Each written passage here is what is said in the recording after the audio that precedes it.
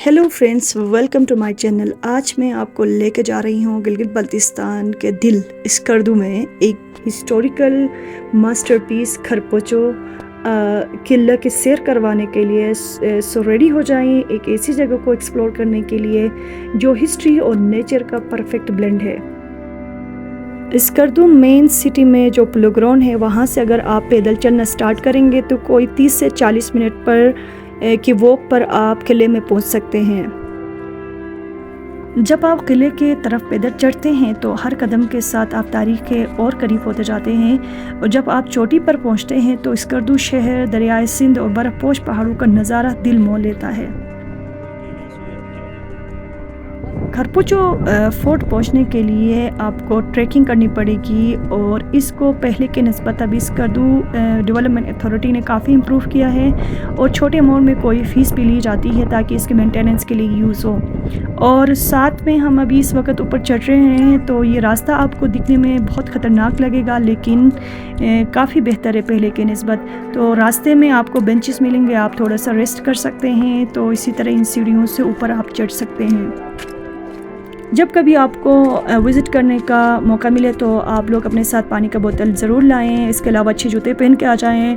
आप अगर ऊपर पहुंच जाएंगे ना तो आपकी तमाम थकावटें ख़त्म हो जाएंगी क्योंकि चारों तरफ से आपको दिलफरेब नज़ारा देखने को मिलेगा। खरपोचो किला का जो मतलब है बल्ती ज़बान में किल्लू का बादशाह कहा जाता है और ये जो है एक चोटी पे बनाया गया है और तकरीबन 40 मीटर बुलंद है। सतह समंदर से 1400 मीटर के हाइट पर मौजूद है और ये किला बल्तिस्तान के भरपूर तारीख की अक्कासी करता है जिसे छोटा तिब्बत भी कहा जाता है और ये बल्ती सकाफ़त की नुमाइंदगी करता है जो तिब्बती और इस्लामी रवायत का इम्तिज़ाज है। अगर हम तारीख की बात करें तो ये किला 16वीं सदी के आखिर में बादशाह अली शेर खान अंचन के दौर में बनाया गया था जिन्होंने बल्तिस्तान को मुत्तहिद किया था और इसकी सरहदें लद्दाख तक फैलाई थी।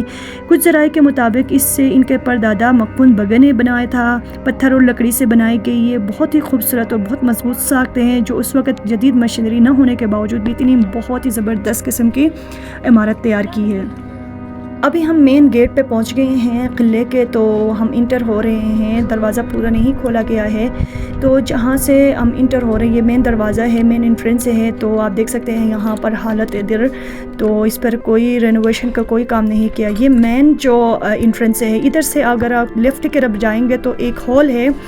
ये हॉल जो स्कर्दू मेन जो सिटी है उसकी तरफ 3 खिड़कियों से खुलता है।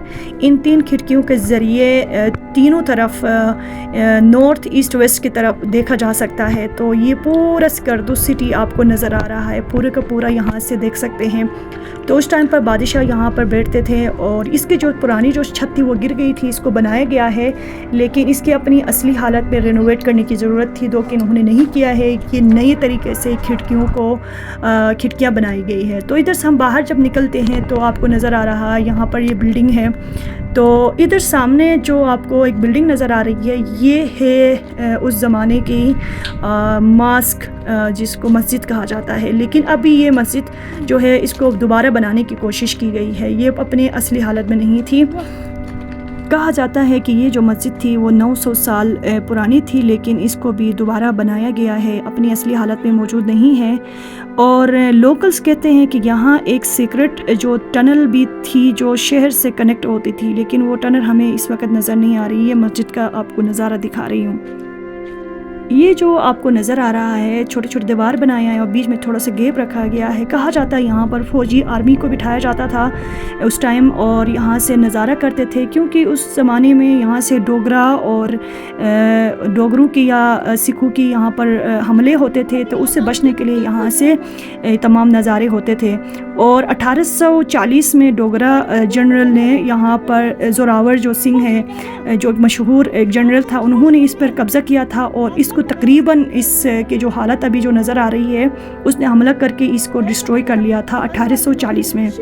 پھر 1948 سے یا 1947 کے جو پہلی کشمیر جنگ کے دوران پاکستانی فورسز اور گلگت اسکاؤٹ نے اس سے 6 ماہ کے محاصرے کے بعد جموں اور کشمیر کی ریاستی جو فوج تھی اس سے آزاد کرایا تھا، اور جو 14 اگست 1948 کو ہتھیار ڈال گئی تھی، اس کے بعد اسکردو گلگت بلتستان کا حصہ بنایا گیا تھا۔ اس کے علاوہ کہا جاتا ہے مغل جو بادشاہ اورنگزیب تھا اس ٹائم پر اس نے قلعے پر قبضہ کرنے کی کوشش کی تھی لیکن ناکام ہو گئے تھے، اور فردر 1857 میں بھی کشمیر کے جو رنبیر سنگھ تھے اس کے دور میں بھی اسے نقصان پہنچایا گیا تھا، اور اس طرح یہ جو ہے نا اپنی اصلی حالت میں موجود نہیں ہے۔ دیکھ بھال کی کمی کی وجہ سے قلعہ اب خستہ حال ہے، لیکن اس کی مضبوط پتھریلی ساخت کی وجہ سے اب بھی یہ متاثر کر رہا ہے۔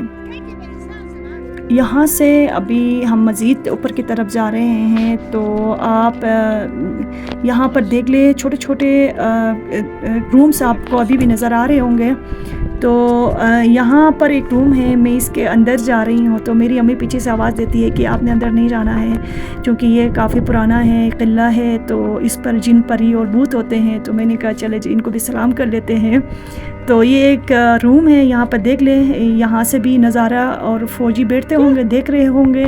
اور اس کے علاوہ جو یہاں اندر ایک اور روم ہے، اندھیرا تھا تو بس یہاں پر فیملی کے لیے ہو سکتا ہو کوئی روم بنا کے رکھا ہو، اور چھوٹے چھوٹے ان کے لیے رکھا ہوا ہے کھڑکی وغیرہ۔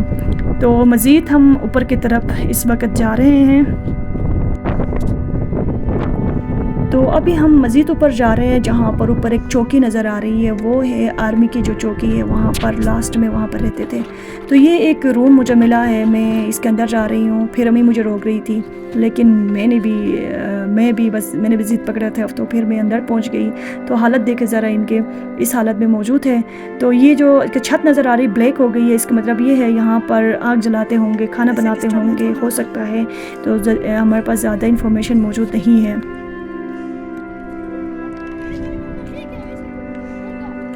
یہ جو ہے نارتھ آپ کو نظر آ رہا ہے، تو یہاں پہنچنے کے بعد ایسٹ ویسٹ نارتھ سب نظر آ رہا ہوتا ہے۔ یہ پیچھے سائڈ میں پہاڑ کے ساتھ جو ہے نا شگر کا علاقہ موجود ہے، اور یہ شگر کا دریا بہتا ہے یہاں سے، پھر یہاں آ کر یہ دریائے سندھ میں آ کر مل جاتا ہے سنگم، یعنی کہ 2 دریاؤں کا سنگم موجود ہے۔ اس کے بعد یہ جو بلڈنگ یہاں پر آپ کو نظر آ رہی یا نہیں آ رہی، یہ بلڈنگ جو ہے بلتستان یونیورسٹی کی بلڈنگ ہے، ابھی بن رہی ہے۔ اور پھر جو ہے یہ دیکھیں، یہ لاسٹ ان کا بلڈنگ یہاں پر فورٹ کی بلڈنگ موجود ہے۔ دیوار دیکھیں ذرا، ان کے اوپر لکھا ہے لوگوں نے، یہاں سے جو ٹورسٹ آتے ہیں لکھتے ہیں، اور اس کا جو حالت ویسی بھی خراب ہے اور خراب کر کے رکھ دیا ہے۔ تو ہم اوپر لاسٹ میں پہنچ گئے ہیں، تو پورا اسکردو ہم نے دیکھ لیا ہے، پورا علاقہ، پورا ویو ہم نے دیکھ لیا۔ اس وقت ہم باہر کی طرف نکل رہے ہیں۔ لاسٹلی میں گورنمنٹ آف گلگت بلتستان سے ریکویسٹ کروں گی کہ یہ جو ہسٹوریکل ڈھانچے کو سمجھنے اور ان کے آرٹیفیکٹس کو بچانے کے لیے آرکیالوجیکل سروے کرایا جائے، اور یہ 16ویں صدی کے یہ جو قلعہ ہے اس کو اپنے اوریجنل حالت میں لانے کی ضرورت ہے۔ اس کے لیے گورنمنٹ آف گلگت بلتستان کو چاہیے کہ یونیسکو ورلڈ ہیریٹیج کینڈیڈیٹ بنانے کے لیے اس کی پروموشن کی جائے، اور وزٹر سینٹر بنایا جائے، اور اس کے دور کے جو ہے نا علی شیر خان اور چند کے دور کی جو ہسٹری ہے اس کو شوکیس کیا جائے۔ تو دوستو، اگر آپ تاریخ، ثقافت اور قدرت کے امتزاج کے شوقین ہیں تو کھرپوچو قلعہ آپ کے لیے ایک بہترین منزل ہے۔ اس ویڈیو کو لائک کریں، چینل کو سبسکرائب کریں، اور کمنٹس میں بتائیں کہ آپ اسکردو کے سیر کب کر رہے ہیں۔ ہمارے ساتھ بنے رہیں کیونکہ اگلی ویڈیو میں ہم آپ کو لے جائیں گے ایک اور دلچسپ مقام کی سیر پر۔